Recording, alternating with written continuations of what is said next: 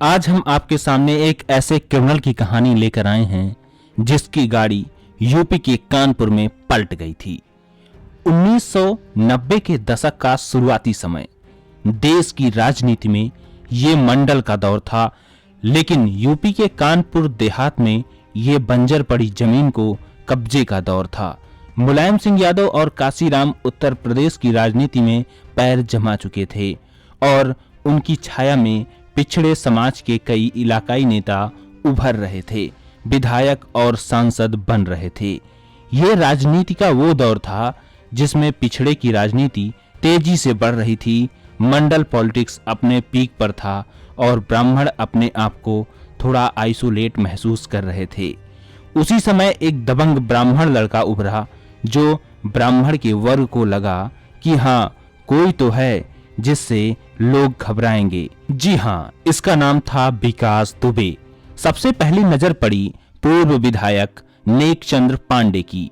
विकास मारपीट करता था, छोटे मोटे अपराध करता था, रंगदारी वसूली के लिए लोगों को धमकाता था, पुलिस पकड़ कर ले जाती फिर छोड़ देती। धीरे धीरे इसने 4-5 लोगों की अपनी गैंग बनाई। इस गैंग का नाम बुलेट गैंग था क्योंकि इसके सारे साथी बुलेट से चलते थे। इसकी उम्र 17-18 साल के ही लगभग रही होगी। अपने 4-5 दोस्तों के साथ मिलकर इसने सबसे पहले एक बारात लूट ली। इसने अंधेरे में झाड़ियों में कई जगह जलती हुई सिगरेट खोस दी थी, जिससे बस में बैठे बारातियों को लगे कि इसके और साथी भी हैं जो झाड़ियों में छिपे हुए हैं। इस तरह पूरी बारात लूट ली। 12 अक्टूबर 2001 को विकास दुबे ने लल्लन वाजपेयी के यहाँ हमला कर दिया। लल्लन वाजपेयी थे बीजेपी के आदमी। लल्लन वाजपेयी ने उस समय के राज्य मंत्री संतोष शुक्ला को फोन किया कि उन लोगों ने उन्हें घेर लिया है। 12-15 लोग थे, कट्टे वगैरह के साथ। संतोष शुक्ला ने कहा कि हम आ रहे हैं। वो पहले सिवली थाना गए, फोर्स लेकर जाएंगे। सिवली थाने पर विकास दुबे और उसके लोग आ गए। थाने के अंदर दोनों के बीच बहस हुई, बात बढ़ी और संतोष शुक्ला पर विकास दुबे ने गोली चला दी। थाने के अंदर हत्या हुई थी। उस समय सारे पुलिसकर्मी मौजूद थे, लेकिन विकास दुबे को गिरफ्तार नहीं किया गया। 2002 में उसने आत्मसमर्पण किया जब मायावती उत्तर प्रदेश की मुख्यमंत्री बनी। संतोष शुक्ला की हत्या के बाद बसपा ने उसे पार्टी से निष्कासित कर दिया था। हालांकि विकास इस निष्कासन को दिखावटी कदम बताता था। 2002 में जब वो आत्मसमर्पण करने गया तो बसपा के कई नेता मौजूद थे। विकास दुबे उस वक्त ये खुलेआम कहा करता था कि मुख्यमंत्री मुझसे कभी नाराज नहीं हो सकती। उसका ये बयान उस वक्त बसपा में उसके रुतबे को दिखाता था। थाने के अंदर हुई राज्य मंत्री संतोष शुक्ला की हत्या में पुलिस को एक भी गवाह नहीं मिला। संतोष शुक्ला के सरकारी गनर और ड्राइवर ने भी गवाही नहीं दी। अंततः विकास दुबे को बरी कर दिया गया। अपराध के साए में पनपता कानपुर का बिकरू गांव, मुख्य शहर से करीब 40 किलोमीटर दूर, जहां अपराध की अपनी ही एक दुनिया थी और उस दुनिया का अकेला बादशाह था गैंगस्टर विकास दुबे। साल 2020, जिसे काल का वर्ष कहा जाना मुनासिब होगा। इसी साल कोरोना महामारी के बीच बिकरू में आपराधिक महामारी का बोलबाला था।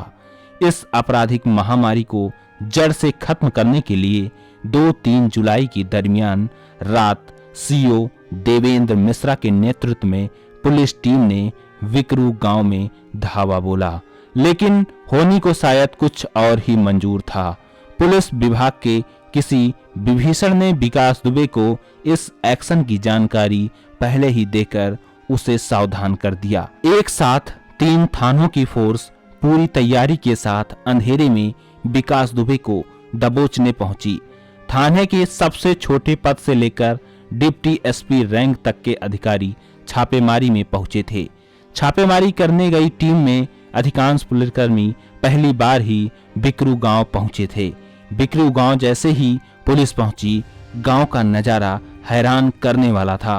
पूरा गांव अंधेरे में डूबा हुआ था। गांव के अंदर जाने के लिए पुलिस की टीम आगे बढ़ी, लेकिन सामने जेसीबी मशीन खड़ी थी। रास्ता इतना सकरा था कि गाड़ी तो दूर की बात थी, पुलिस पैदल भी बड़ी मुश्किल से आगे बढ़ी। जेसीबी मशीन को पार कर पुलिस वाले एक एक कर आगे बढ़ने लगे। अपराधियों के खात्मे का हौसला अंधकार को चीरता हुआ आगे बढ़ रहा था। थोड़ी दूर चलकर पुलिस की टीम गैंगस्टर के घर कोने तक पहुंच गई, जहां पुलिसकर्मी ने विकास दुबे के छत पर टार्च मारी। टार्च की रोशनी जैसे ही बदमाशों तक पहुंची, चारों तरफ से अंधाधुंध फायरिंग शुरू हो गई। गोलियों की बारिश और भीषण अंधकार के बीच पुलिस के जाबाज अपनी रक्षा के लिए इधर उधर भागने लगे। गोलियों की गड़गड़ाहट के बीच जिसे जहां पनाह मिली वो अपनी जान बचाने के लिए छिप गया। अंधाधुंद फायरिंग की ऐसी वारदात शायद ही किसी ने कभी देखी होगी या सुनी होगी। पूरा गांव सन्नाटे में लीन था, या यूं कहें गैंगस्टर विकास दुबे के डर से सहमा हुआ था, अपने घरों में दुबका हुआ था।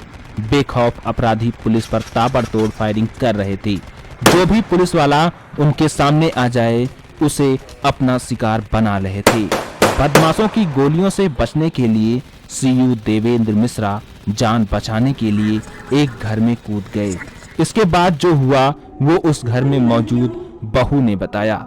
उन्होंने बताया, फायरिंग की आवाज से हमारे बच्चे सहमे हुए थे, हम घर के अंदर बंद हो गए। बाहर से आवाज आ रही थी, अम्मा दरवाजा खोल दो, दरवाजा खोल दो।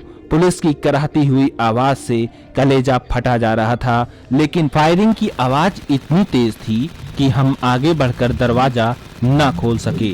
थोड़ी देर बाद पुलिसकर्मी वहीं पर लेट गया। उन्होंने आगे बताया, कुछ ही मिनट बीते हुए थे, सामने के छत से आवाज आई, देखो वहां लेटा हुआ है, और असलहे तमंचे के साथ कई लोग हमारे आंगन में कूद गए। इसके बाद उस पुलिसकर्मी पर ताबड़तोड़ फायरिंग की गई। फायरिंग की आवाज से बच्चे जोर जोर से चिल्लाने लगे और रात भर बच्चों को गोद में बिठाकर मैं सहमी हुई कमरे में बंद बैठी हुई थी। सुबह दरवाजा खटखटाने की आवाज आई तो मैं बाहर निकली और देखा कि सामने पुलिस वाले खड़े थे। पूछताछ करते हुए पुलिस ने बताया कि रात में जिस पुलिसकर्मी की बेरहमी से हत्या की गई वो सीओ साहब थे। कानपुर के बिकरू गांव में उस रात सीओ देवेंद्र मिश्रा, एसओ शिवराजपुर महेश यादव, एक सब इंस्पेक्टर और 5 सिपाही शहीद हो गए। यही नहीं, एसओ बिठूर समेत 4 पुलिसकर्मियों को गोली लगी और वो घायल भी हुए।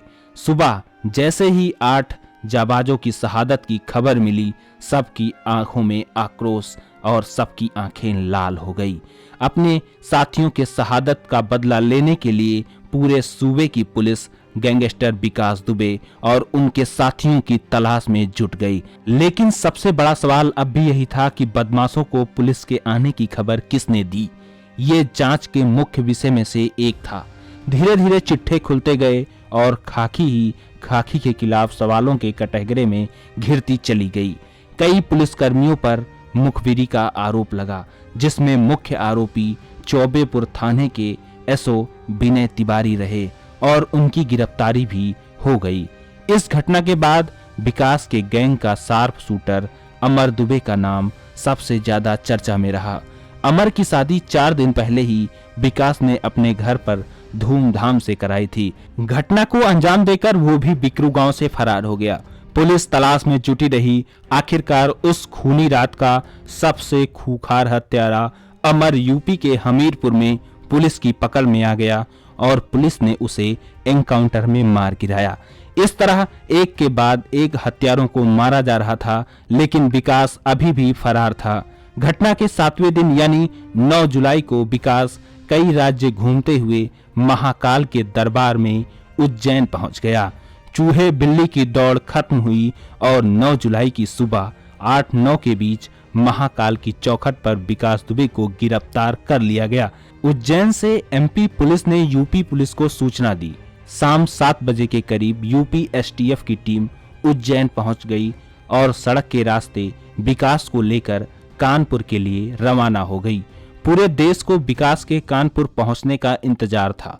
10 जुलाई को सुबह 6:10 के करीब जब विकास दुबे को लेकर टीम कानपुर में दाखिल हुई, कानपुर से पहले पड़ने वाले 12 टोल नाके पर मीडिया और बाकी गाड़ियों को रोककर सुरक्षा की नजर से चेकिंग की गई।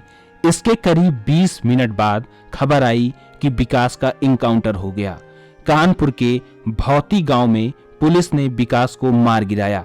जिस माटी से खूनी पटकथा शुरू हुई, कई राज्यों का सफर तय करते हुए वहीं आकर खत्म हो गई। पुलिस ने बताया कि विकास को लेकर जा रही गाड़ियों के काफिले के सामने अचानक भैंसों का झुंड आ गया, जिससे बचने के लिए गाड़ियां असंतुलित होकर पलट गई। विकास ने परिस्थितियों का फायदा उठाकर एक पुलिस वाले की पिस्टल छीनकर भागने की कोशिश की। भागते हुए विकास ने पुलिस वालों पर गोलियां चलानी शुरू कर दी। विकास की ओर हो रही फायरिंग के जवाब में और आत्मरक्षा में पुलिस की ओर से ढेर सारी फायरिंग की गई। इस तरह 8 पुलिस वालों की शहादत करने वाले विकास को पुलिस ने उसके अंजाम तक पहुंचा दिया। चलिए आज के लिए बस इतना, फिर मिलते हैं किसी नई स्टोरी के साथ। जय हिंद, जय भारत।